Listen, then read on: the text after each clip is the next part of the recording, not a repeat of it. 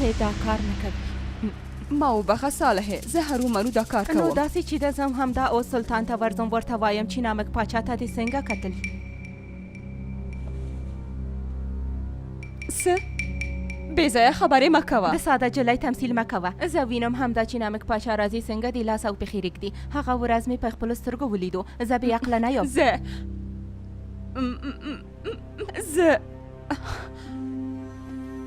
په دې پوهیږي چې له ټولو نه د زه ښه پېژنم. زه او ته لکه خورګانې لوی شوي یو ګلفیدان. اوس د یوې ښوونکي لپاره د خور له لاسه نه ورکوي. زه ډاډه یم. زما احساس پاک او له مینې نه ډک دی صالحې. پوهیږم، ولې نه پوهیږم. اندېښنه مه کوه، راز به دې ما څخه راز پاتې شي. خو ته به هم زما راز هیڅ چاته نه وایي ګلفیدان. ژمنه ده؟